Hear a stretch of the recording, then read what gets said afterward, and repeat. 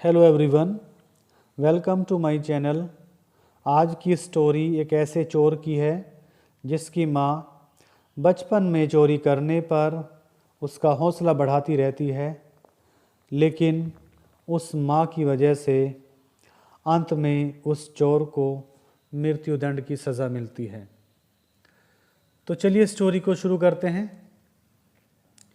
Story का title है the thieves mother. Thief के बाद अपोस्ट्रोफी एस का प्रयोग है जिसका अर्थ होता है का की के। चोर की माँ। One day a boy stole a book from his schoolmate and brought it home. One day एक दिन अ बॉय एक लड़के ने स्टोल चुराई, एक लड़के ने चुराई अ बुक एक किताब फ्रॉम हिज स्कूलमेट अपने सहपाठी से। And brought it home. Brought ले आया, ब्रिंग की सेकंड फॉर्म है। इट इसको होम घर, और इसको घर ले आया। एक दिन एक लड़के ने स्टोल स्टील की सेकंड फॉर्म है, और जब सब्जेक्ट के बाद वर्ब की सेकंड फॉर्म प्रयोग होती है तो ऐसे सेंटेंसेस पास्ट इंडेफिनिट टेंस के होते हैं। एक दिन एक लड़के ने अपने सहपाठी से एक किताब चुराई एंड ब्रोट इट होम, और इसको घर ले आया। Instead of rebuking him, instead of की बजाय रिव्यूकिंग डांटना, हिम उसको डांटने की बजाय his mother encouraged him to steal expensive things. उसकी माँ ने इनकरेज्ड प्रोत्साहित किया या हौसला बढ़ाया, हिम उसका, टू स्टील चुराने का, एक्सपेंसिव थिंग्स महंगी चीज़ें। उसको डांटने की बजाय उसकी माँ ने महंगी चीज़ें चुराने के लिए उसका हौसला बढ़ाया या उसको प्रोत्साहित किया। He grew up but his habit to steal state.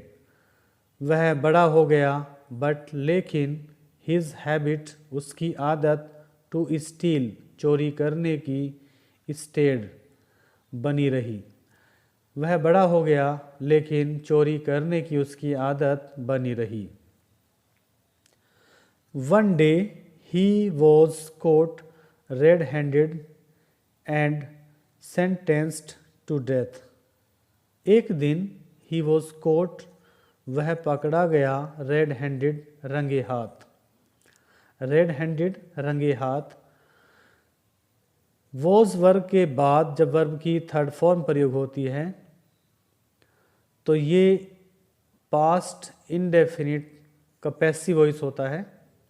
He was coat, उसको पकड़ लिया गया या वह पकड़ा गया, रेड हैंडेड रंगे हाथ। एक दिन वह रंगे हाथ पकड़ा गया, and sentence to death, sentence to death, और उसको मृत्यु दंड की सज़ा मिली।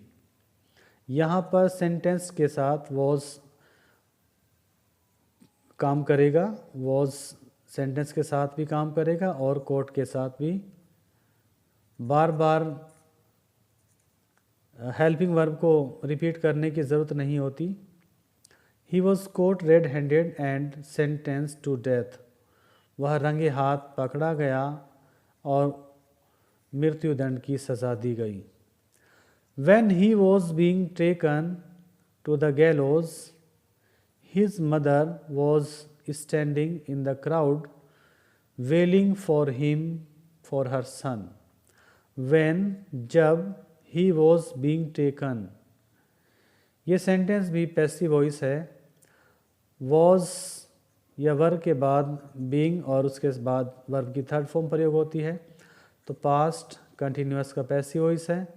जब ही वॉज बीइंग टेकन, उसको ले जाया जा रहा था, टू द गैलोज, गैलोज फांसी का तख्ता। जब उसको फांसी के तख्ते पर ले जाया जा रहा था, व्हेन के बाद जब कोमा प्रयोग होता है तो उसका अर्थ होता है तो his mother was standing in the crowd, तो उसकी माँ वॉज स्टैंडिंग खड़ी हुई थी इन द क्राउड भीड़ में, तो उसकी माँ भीड़ में खड़ी हुई थी, वेलिंग ज़ोर ज़ोर से रो रही थी, फॉर हिम उसके लिए, फॉर हर सन अपने बेटे के लिए ज़ोर ज़ोर से रो रही थी। The son came up to his mother and said, बेटा came up to his mother अपनी माँ के पास आया। केम अप कम अप की सेकंड फॉर्म है, came up to his mother अपनी माँ के पास आया, एंड सेड और कहा, स्टॉप क्राइंग मदर माँ रोना बंद करो, स्टॉप क्राइंग रोना बंद करो, I am suffering because of you, I am suffering मैं भुगत रहा हूँ, बिकॉज ऑफ यू तुम्हारी वजह से, मैं तुम्हारी वजह से ही भुगत रहा हूँ। प्रेजेंट कंटिन्यूअस टेंस है, इस आरंभ के बाद जब वर्ब की आईएनजी फॉर्म प्रयोग होती है तो ऐसे सेंटेंसेस प्रेजेंट कंटिन्यूअस टेंस के होते हैं। You did not punish me, did not punish me ये पास्ट इंडेफिनिट टेंस है, did not, did past indefinite tense की सहायक क्रिया होती है। You did not punish me तुमने मुझे सज़ा नहीं दी, व्हेन जब, I stole my school mate's book जब मैंने अपने सहपाठी की किताब चुराई थी। तुमने मुझे सज़ा नहीं दी जब मैंने अपने सहपाठी की किताब चुराई थी। इंस्टेड इसके बजाय, you encouraged me to be what I am today, you encouraged me तुमने मेरा हौसला बढ़ाया, तुमने मुझे प्रोत्साहित किया, टू बी बनने के लिए, वॉट आई एम टुडे जो कुछ मैं आज हूँ। इसके बजाय तुमने मेरा वो बनने का हौसला बढ़ाया, बनने के लिए प्रोत्साहित किया जो कुछ मैं आज हूँ। If you had corrected me when I was young, if you had corrected me when I was young, I would never have had to face this day. ये कंडीशनल सेंटेंस है। इफ से शुरू होने वाले सेंटेंसेस कंडीशनल सेंटेंसेस होते हैं। ऐसे sentences जिसमें कोई शर्त रखी जाती है कंडीशनल सेंटेंसेस कहलाते हैं। If you had corrected me when I was young, अगर तुम मुझे, यू हैड करेक्टेड मी अगर तुम मुझे सुधार देती, व्हेन आई वॉज यंग जब मैं छोटा था, I would never have had to face this day तो मुझे कभी नहीं, have had to face this day इस दिन का सामना कभी नहीं करना पड़ता। यदि तुम मुझे जब मैं छोटा था सुधार देती तो मुझे इस दिन का सामना कभी न करना पड़ता।